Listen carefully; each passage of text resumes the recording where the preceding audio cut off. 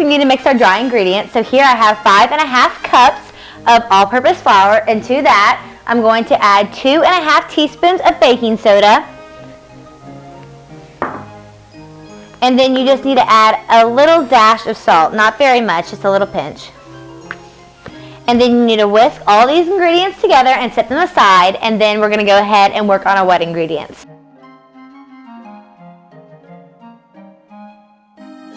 Okay, so now it's time to mix all of our wet ingredients together. So here I have 1 cup of butter, which is 2 sticks.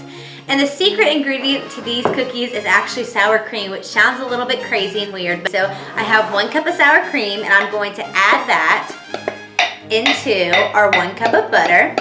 After that's all added, I'm going to add 2 cups of just regular granulated sugar into the mixture. Then you need to crack 2 eggs and add them in.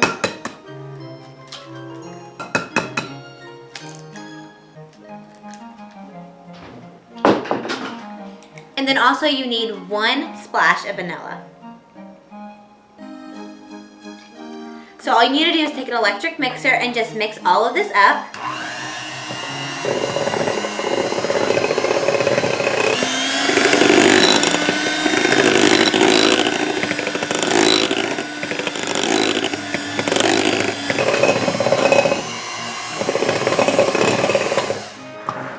Once you have your wet mixture completely done and all mixed together, then it's time to start adding your wet ingredients into your dry ingredients. Once you have your dough all combined and done, you need to set it in the fridge for at least 30 minutes. I suggest setting it in there for as long as you possibly can. The longer that you keep your dough in the fridge, the better it's going to be in the long run. Your cookies are going to rise more, and they're just going to be overall better cookies the longer you leave it in the fridge. I suggest leaving it in the fridge for overnight or up to 4 hours, but if not, that's fine. 30 minutes will do, and they'll still be great. So I'm going to go ahead and take this out of the bowl and wrap it up in either some Reynolds wrap or some parchment paper, whatever you have. Just wrap it up into a ball and set it into the fridge.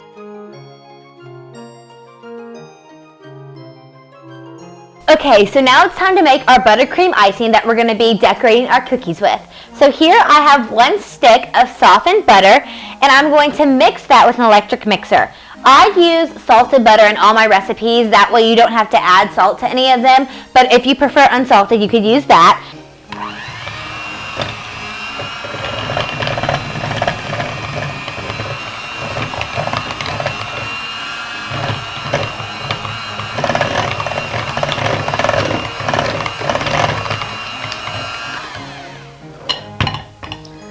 Once you have all of that butter creamed, then you're going to take 1 32-ounce bag of powdered sugar and add that to your mixture.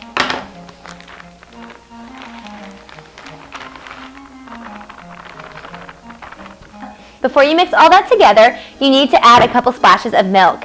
I don't ever particularly measure my milk. I just keep on adding it till I get the desired thickness that I want for my icing.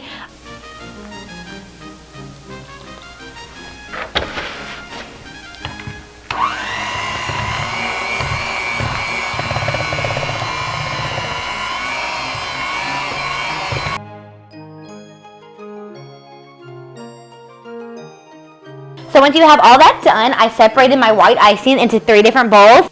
And here I have green icing, red icing, and baby blue icing. And then I have my white.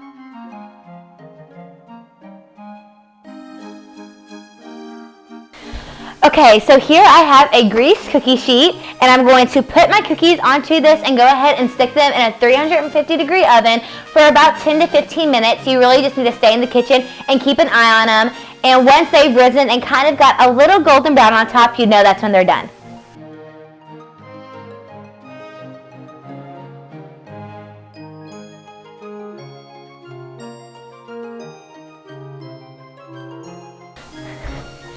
My cookies are now out of the oven and cooled, so now what I'm going to do is I'm going to take my icing and decorate my cookies.